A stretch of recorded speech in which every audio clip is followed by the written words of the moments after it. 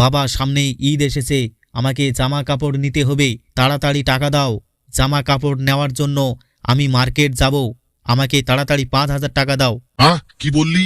তোকে 5,000 টাকা লাগবে ঈদের কাপড় কিনতে? তোকে তো সামনের মাসেই প্যান্ট শার্ট কিনে দিলাম। কি বলছো বাবা? সামনের মাসে কোথায় কিনে দিয়েছো?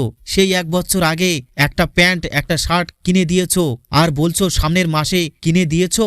আরে বাবু, ওগুলাই ভালো করে সাফ সাবান দিয়ে কাচলে চকচকা হয়ে যাবে, ওগুলাই নতুন হয়ে যাবে।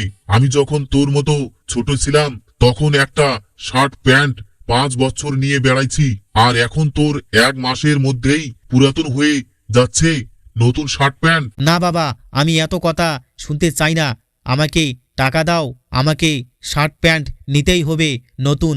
আচ্ছা, জামা কাপড় নিবি পরে নিবি, আগে চল, খিদা পেয়েছে, ভাত খেতে হবে। চলো, তোমার মা ভাত বেড়ে দিয়েছে, আমরা ভাত খেয়ে নেই। মা এগুলো কি তরকারি দিয়েছো?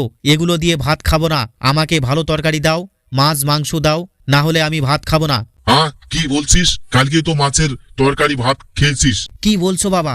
কালকে আবার কোথায় মাছের ঝোল ভাত খেলাম? কালকে তো মা শুকটি মাছ দিয়ে বেগুন রান্না করেছিল, তা দিয়ে ভাত খেয়েছি। মা তুমি বলো তো, বাবা এত কৃপণ কেন?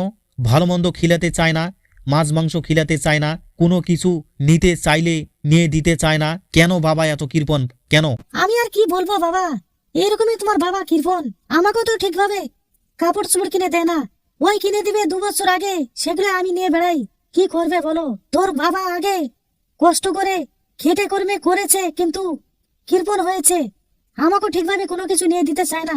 আচ্ছা গো, তুমি আমাকে না দিয়েছো কিন্তু ছেলেটাকে তো একটু কিনে দাও। এখন তো বুঝতেই পারতেছো মডার্ন যুগ, এখন যদি ছেলেটা কাপড় চোপড় ভালো না পড়বে তাহলে কবে পড়বে? সামনে ঈদ এসেছে, ছেলেটাকে দাও 5,000 টাকা, প্যান্ট শার্ট কিনে নিয়ে আসুক। তুমিও এখন ছেলের সঙ্গে তাল দিচ্ছ। আমি কষ্ট করে টাকা কামাই করি, আমাকে সেভাবে টাকাটা খরচ করতে হবে। তোমার ছেলেকে বুঝাও আমি কত কষ্ট করে 10 টাকা অর্জন করি। 10 টাকা যেমন কষ্ট করে কামাই করতে হয়, তেমন সেই 10 টাকা বুঝে সুঝে খরচ করতে হয়।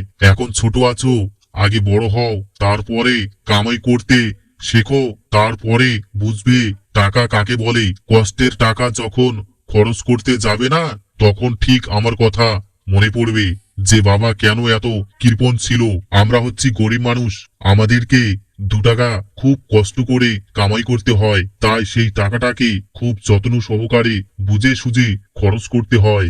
বন্ধুরা, আজকের ভিডিওটি যদি আপনাদেরকে ভালো লেগে থাকে অবশ্যই ভিডিওতে একটা লাইক করবেন, আপন বন্ধুদের সঙ্গে ভিডিওটি শেয়ার করবেন, চ্যানেলটি সাবস্ক্রাইব করতে ভুলবেন না, অবশ্যই চ্যানেলটি সাবস্ক্রাইব করবেন, পাশের বেল আইকনটি অন করে রাখবেন যাতে পরবর্তী ভিডিও ছাড়ার সঙ্গে সঙ্গে আপনাদের কাছে নোটিফিকেশন পৌঁছে যায়। তাহলে এই ছিল আজকের ভিডিও, আবার দেখা হচ্ছে নেক্সট ভিডিওতে। পুরো ভিডিওটি দেখার জন্য আপনাকে অসংখ্য ধন্যবাদ।